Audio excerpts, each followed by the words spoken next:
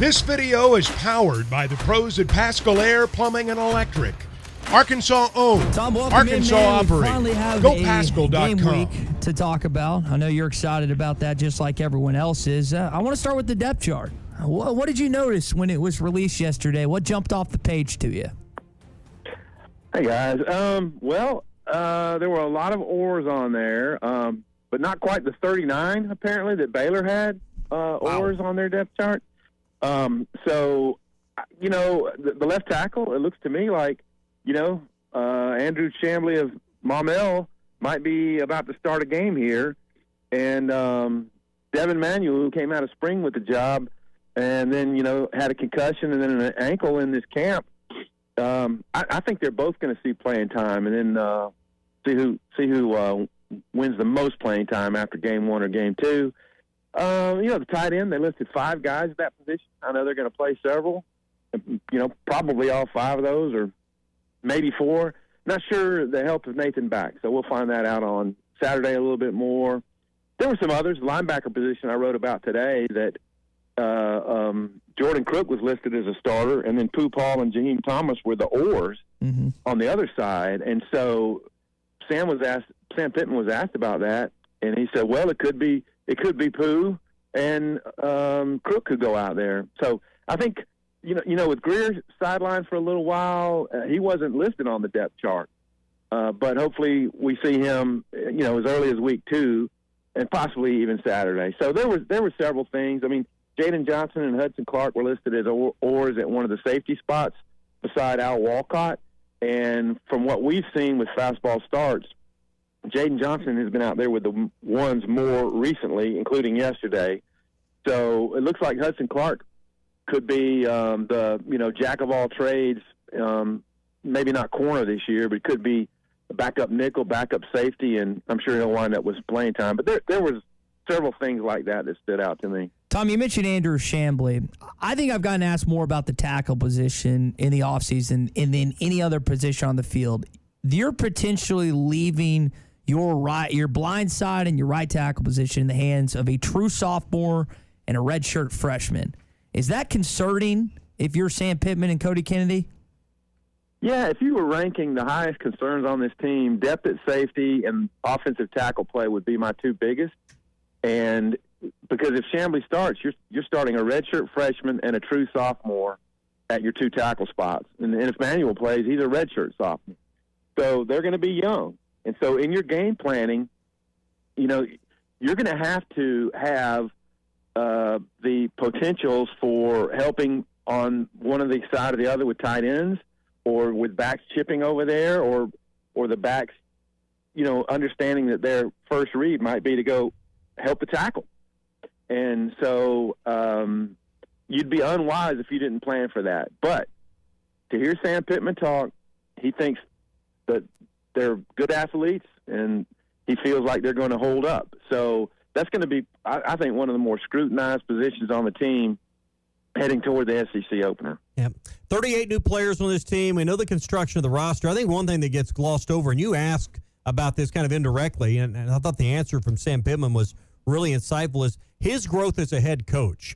And you asked a question yesterday about the portal and what he's learned through that. I thought his response in talking about Hazelwood and the mistakes he's made there was, I think, really telling about the growth of Sam Pittman and the maturation of Sam Pittman as a head coach. What did you glean from the comments or from his response to your question yesterday?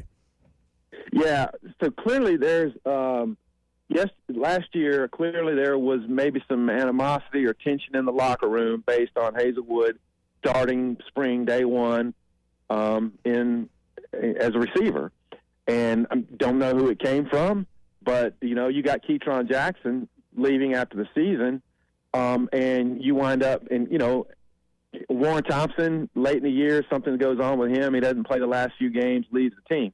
So clearly something was happening in that room.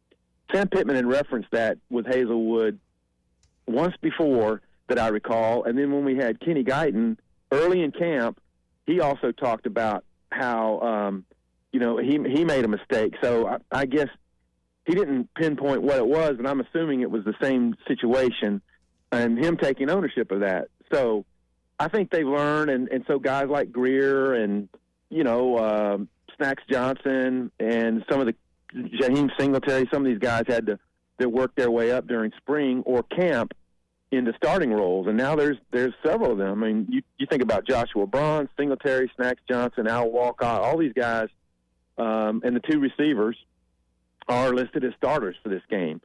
So that does more, I think, to assuage the locker room feelings, so to speak. And, I don't know if this is, what percentage you could place on it, but every coach, every player we've had in there said all the transfer guys were welcomed with open arms, and all the veterans have said we welcome them with open arms. And there's got to be some maybe underlying feelings, because everything can't be 100% hunky-dory. But you do feel the togetherness and unity is preached from the very top and preached often, and you just hope that holds true, because my question was about how, when you have that many transfers, are there concerns about keeping your locker room together? And Sam Pittman answered yes. And so I'm going to be writing about that for game day, that in this age, there's such a roster overhaul on a season-to-season basis because of the portal, and maybe some rules will be implemented at some point that put more limitations or restrictions on the number of times guys can move, et cetera. But I think there's a lot of talent. There's more depth at more positions on this team than ever before. Can the locker room withhold that or withstand that? And we'll be finding out as the season goes. Sam's not he's a veteran football coach, but he still only had 3 years of experience as a head coach. And I think when you look at the changes he's made from the very end of last season with strength and conditioning to overhauling the defensive staff, and I know Barry Odom left, but there was a ton of changes made there. I think he's really taken a much firmer grip here in year 4 with his vision and the way he wants things to go. Would you? What's your thought on that? Well, yeah, there's no question about that. One thing you can tell from Sam Pittman is that he's not blasé, or he doesn't hold but if a guy's not getting it done as assistant coach in recruiting, he doesn't we'll wait till next year and see if it gets better. He doesn't do that. Now he did say yesterday to a question, he doesn't make decisions quickly. He relies on his staff, and but he's changed out the D-line coach 2 years in a row until Deke Adams has, quote, improved the room, and he certainly has. Look at the depth there.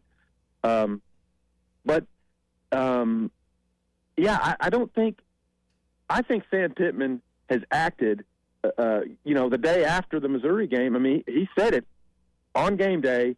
We weren't as strong as we needed to be. We weren't as physical. Next day, strength and conditioning coach gone, and also the nutritionist. And so he doesn't hesitate to make moves. He sees the blueprint for how you build an SEC program in every facet of your program.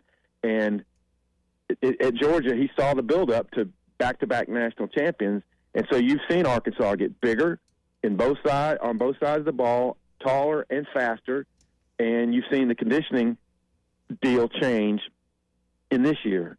So you can't blame Sam Pittman for not making moves to try to make the program better and stronger. Talking with Tom Murphy on the McLarty Daniel Hotline. He's with Whole Hog Sports and the Arkansas Democrat-Gazette. Tom, outside of the depth chart being released yesterday, the other big news was the game time being moved back. Kind of your thoughts on coach's response to that, and your just feel of how the fans have taken the news to this point.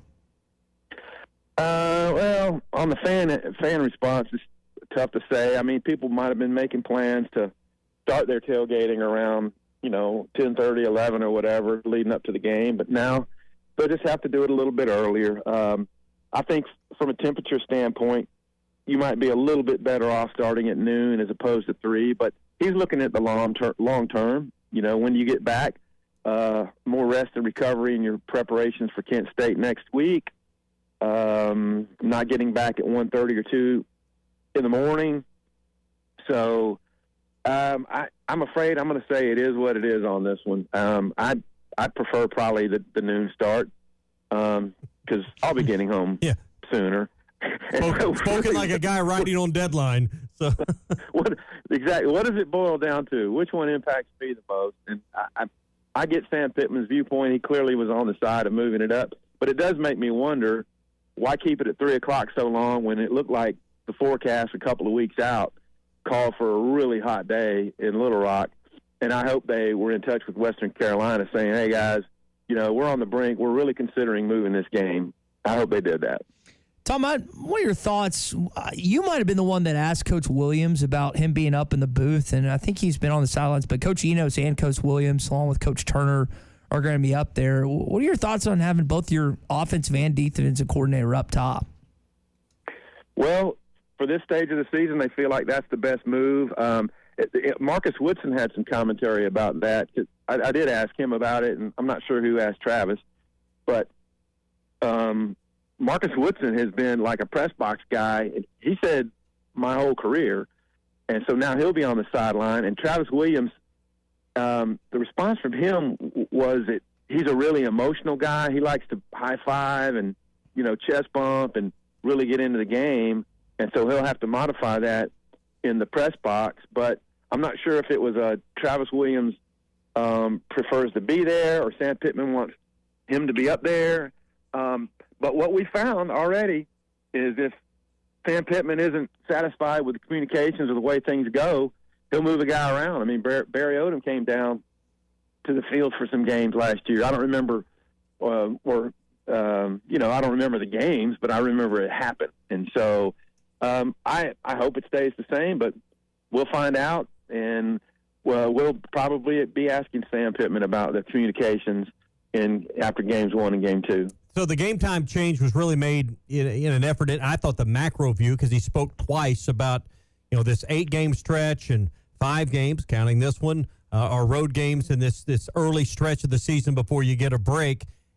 Is there anything we can read into that, or as far as how this game will be managed, playing time, if Arkansas should be able to build a lead, what they'll do with starters in the third and fourth quarter? Anything you read into just kind of the overall, feel with this game time change and the way he approached it with the 8-game view? Exactly. And bottom line for him was what was best for the team. I'm not sure who all was involved in the original decision to start at 3, but anyway, it happened. And so I get his viewpoint. And I'm like you. There's been games where we thought, well, Arkansas will, really be able to find out, do they want a redshirt freshman or not, and play more people. And this is one of those games. I mean, they were not afforded that opportunity. You think about back to Rice a couple of years ago. They didn't get that opportunity. They were fighting tooth and nail until late in the game. Georgia Southern that year, maybe a little bit more. But the Missouri State game last year, you think, well, maybe they can do that. Didn't get to. They really, last year, Liberty game was close. There were very few opportunities to just basically unload the bench, get KJ Jefferson out early in the third quarter. And I think, I think it's imperative, and they really want to test out both of those left tackles, test out their depth at linebacker and safety, get KJ Jefferson out in the third quarter. Don't overload Rocket Sanders in this game. Really, really test the depth of your running back core. There's a lot of different positions. Go deep on your offensive line, all that kind of stuff. I think they want to see in this game, and if you're a fan, you expect that.